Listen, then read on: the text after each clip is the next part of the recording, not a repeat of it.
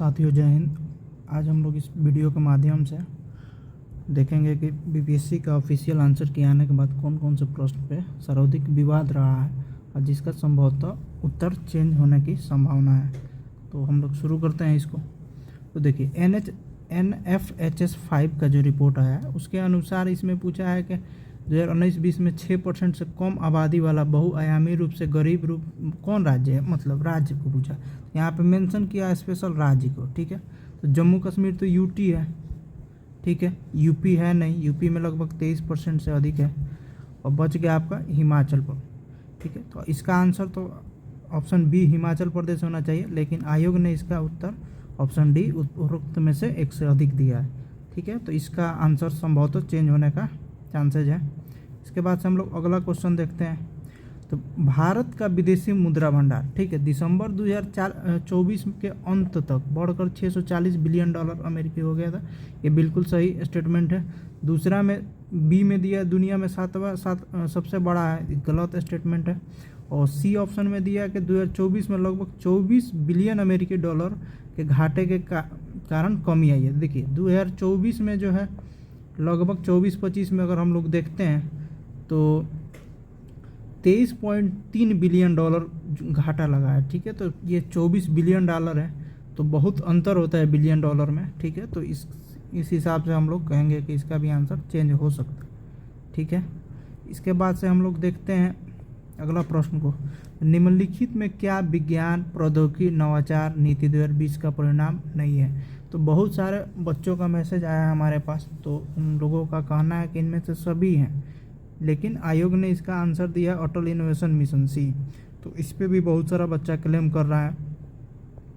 इसके बाद से हम लोग अगला प्रश्न देखते हैं।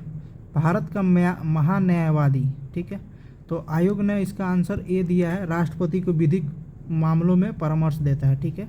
लेकिन महान्यायवादी बनता ही है कि सरकार को सलाह दे, पूर्णकालिक, यानी देखिए यहाँ पे सरकार का पूर्णकालिक सलाहकार है। तो महान्यायवादी का यही काम है कि सरकार को विधि संबंधित सलाहकार देता। तो इसका डी भी होने का चांसेज है।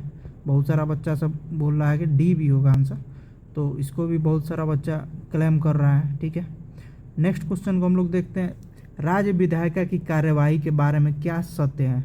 तो देखिए ऑप्शन इसका बी दिया है आयोग आंसर, लेकिन इसमें देखिए केवल इसमें जो लगा दिया है यहीं से इस स्टेटमेंट गलत हो जा रहा है। तो विधायिका में कार्य केवल राज्य के सरकारी भाषा में अथवा हिंदी अथवा अंग्रेजी में निष्पादित किया जाएंगे।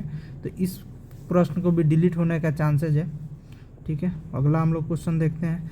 1911 में कैलिफोर्निया विश्वविद्यालय में भारतीय दर्शन शास्त्र प्रोफेसर बनने का किसे अवसर मिला था, ठीक है। तो देखिएगा आप, तो 1911 में कैलिफोर्निया में एक सैनफोर्ड यूनिवर्सिटी है, सैनफोर्ड यूनिवर्सिटी में, कैलिफोर्निया यूनिवर्सिटी में नहीं, सैनफोर्ड यूनिवर्सिटी में लाला हरदयाल को क्या बोलते हैं उसको, प्रोफेसर बनने का अवसर मिला था, ठीक है। तो ये भी क्वेश्चन डिलीट होने का प्रबल संभावना है, ठीक है। तो इसको भी हम लोग क्लेम करेंगे। इसके बाद से हम लोग नेक्स्ट क्वेश्चन को देखते हैं कि भारतीय संविधान मौलिक अधिकारों को औचित्यपूर्ण प्रतिबंध का प्रावधान करता है, ठीक है, किंतु औचित्य को ध्यान में रखना चाहिए कि, तो देखिए इसका आयोग तो आंसर सिर्फ दिया है डी, यानी केवल एक सही है। लेकिन आप हिंदी में देखिएगा तो विद्यमान सामाजिक मूल्य एवं सामाजिक आवश्यकता अवरोध न हो, ये भी स्टेटमेंट बिल्कुल सही है, हिंदी में सही है, लेकिन इंग्लिश में गलत दिया है। तो ये भी हो सकता है कि क्वेश्चन को आयोग डिलीट कर दे, ठीक है। इसके बाद हम लोग नेक्स्ट प्रश्न को देखते हैं। राज्य विधायिका की कार्यवाही के बारे में क्या सत्य है, ठीक है। तो इसमें ये प्रश्न चूंकि रिपीटेड हो गया है, तो इसमें केवल जो दिया है इसको देखना होगा, ठीक है। इसके बाद ये भी प्रश्न रिपीटेड है। और देखिए बिहार में नालंदा विश्वविद्यालय के पुनर्स्थापना किस वर्ष हुई थी, ठीक है।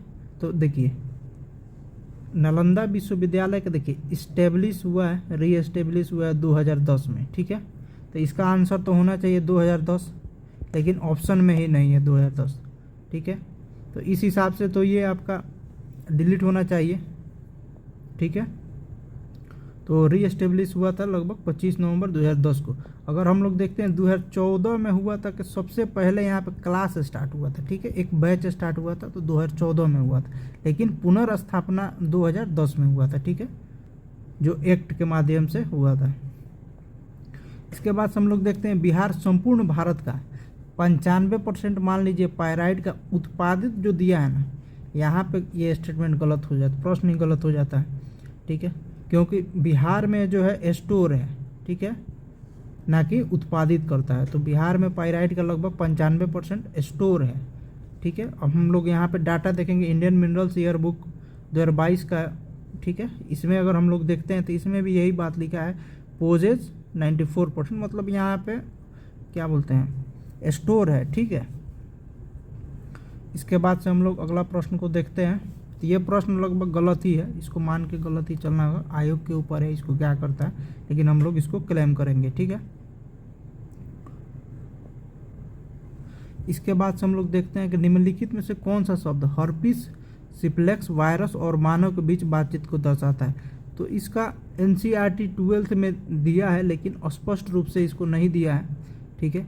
तो इसमें तो बहुत सारा लोग परजीविता दिया, आयोग भी आंसर परजीविता दिया, लेकिन इसमें बहुत सारा बच्चा सब इंडो पैरासाइटिज्म को भी क्लेम कर रहा है, जिसका सोर्स भी बहुत सारा बच्चा दिखा रहा है, ठीक है। तो इसको भी क्लेम किया जाएगा। इसके बाद हम लोग देखते हैं मार्च 1939 में बिहार के मुख्यमंत्री कौन बने। देखिए अनुग्रह श्री कृष्ण सिंह 20 जुलाई 1937 को बिहार का मुख्यमंत्री बने थे और 31 अक्टूबर 1939 को इस्तीफा दे दिए थे, क्योंकि राजनीतिक बंदियों का रिहाई हुआ था, ठीक है। तो ये भी प्रश्न पूर्ण रूप से गलत, स्पष्ट रूप से गलत दिख रहा है, क्योंकि श्री कृष्ण सिंह 1937 में बिहार के मुख्यमंत्री बने थे और 39 में इस्तीफा दे दिए थे। ये भी क्वेश्चन डिलीट होने का प्रबल संभावना है। इसके बाद हम लोग अगला प्रश्न को देखते हैं, निम्नलिखित में से कौन नालंदा विश्वविद्यालय में आचार्य नहीं थे। तो देखिए आपका कौटिल्य, तो ये तो 100% सही है कि कौटिल्य यहाँ पे मौर्य काल में थे और नालंदा विश्वविद्यालय बना है गुप्त काल में, तो बहुत अंतर है दो टाइम पीरियड में।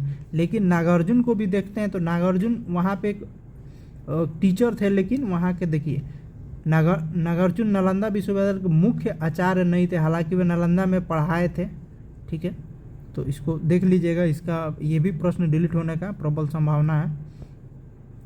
इसके बाद हम लोग देखते हैं 38वीं राष्ट्रीय जूनियर एथलेटिक्स चैंपियनशिप 2025, ठीक है। तो ये जो है 2025 में हुआ ही नहीं है, ये हुआ है 2023 में, और 2023 में जो बिहार है 5 कांस्य से जीता था, ठीक है, जो तमिलनाडु में हुआ था। तो ये भी प्रश्न लगभग 99% चांस है कि ये प्रश्न जो है डिलीट हो जाएगा, ठीक है। तो यही सब प्रश्न में है, हम देखते हैं कितना इस पे क्लेम करते हैं, लगभग 6-7 क्वेश्चन पे हम खुद क्लेम करेंगे, ठीक है। तो वीडियो आप लोग को अच्छा लगा हो तो सब्सक्राइब कर लीजिए। बहुत बहुत धन्यवाद आप सभी का।